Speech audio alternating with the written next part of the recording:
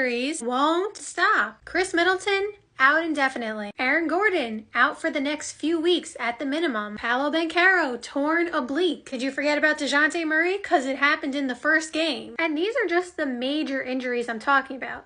The ones that are sidelining these players for weeks and maybe months. And also, that's not even me discussing players like Mitchell Robinson and Kristaps Porzingis who were hurt before the season started. But I'm not including them. Not that their injuries don't count, but I'm talking about players who got injured to start the season. So when you take this list and then combine it with like the minor injuries, so to speak, first of all, we haven't seen Embiid yet. He's coming back soon. Paul George just came back. Steph Curry returned last game. He only missed a couple of games with his ankle injury. Excuse me, Jeremy Sohan, just forgot to mention him.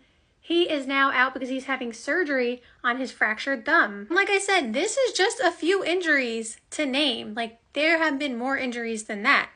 But these are some of the biggest ones and some of the ones off the top of my head. And for teams like Denver and Milwaukee, where I have said, especially for Denver, if you watch this page, you know, I have been saying basically the sky is falling in Denver for a while now. But even with Milwaukee, I have said as well, you know, they just don't look the same. I don't think they're going to be a very formidable team this year.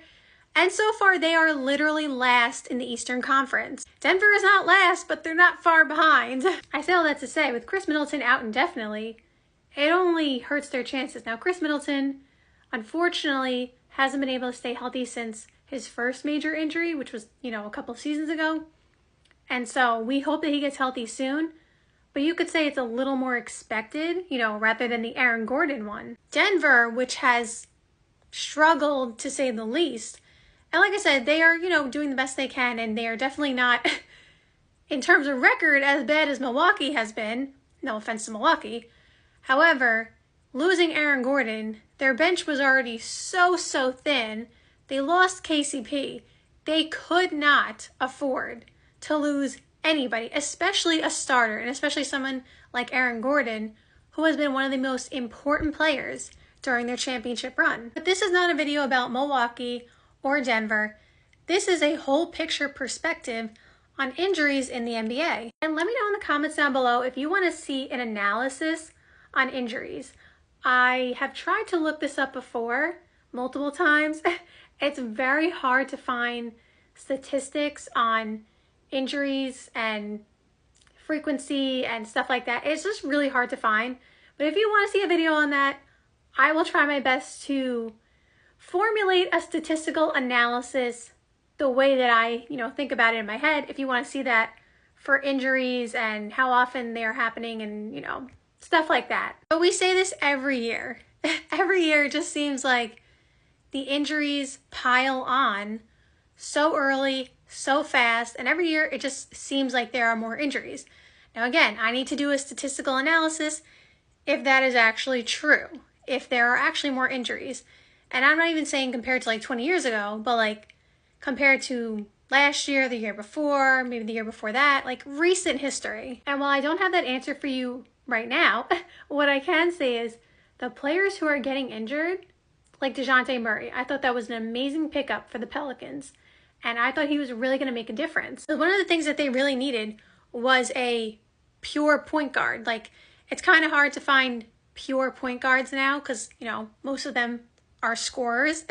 You know, not the same way that like Chris Paul is. Chris Paul can score, by the way. Obviously, at this point in his career, he's past his prime. But Chris Paul used to be scoring a lot too. Like, don't get it twisted. However, he is a pure point guard. And Tyrese Halliburton's a pure point guard.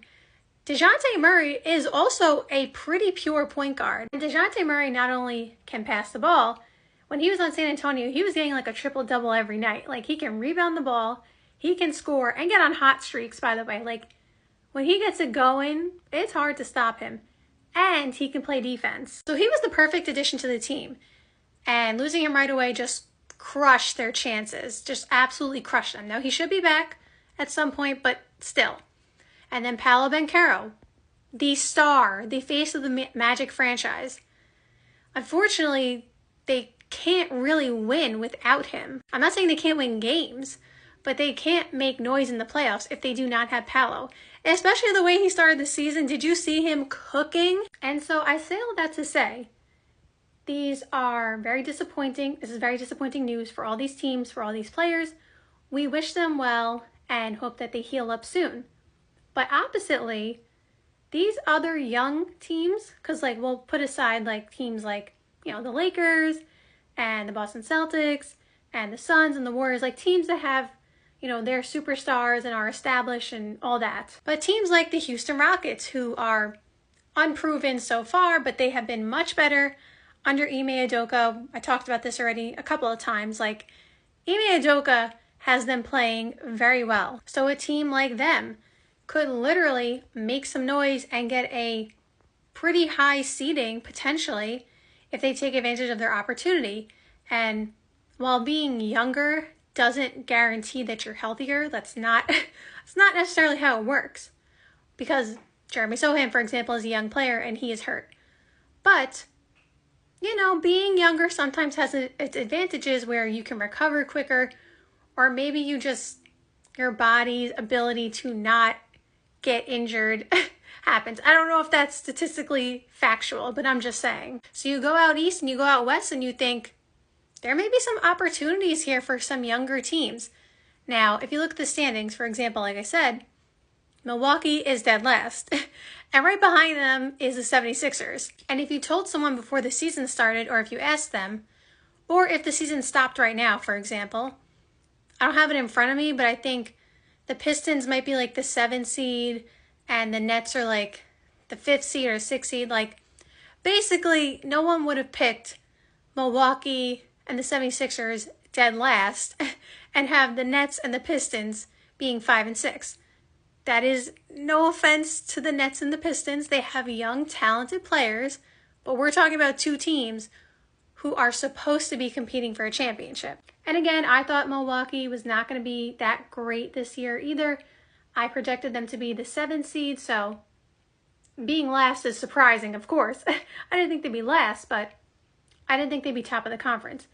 The 76ers, on the other hand, it's really hard to judge them considering the fact that Embiid has not even played a single game yet, and Paul George just played his first game.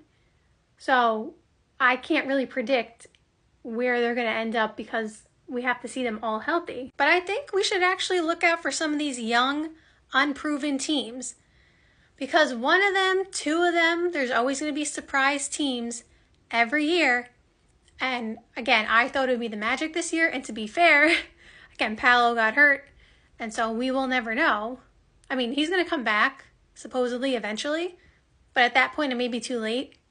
So if it's not the Magic, maybe it's the Houston Rockets. Maybe it's the whatever team you want to pick in the East. Like, look out for some of these unproven teams. They have nothing to lose and everything to gain.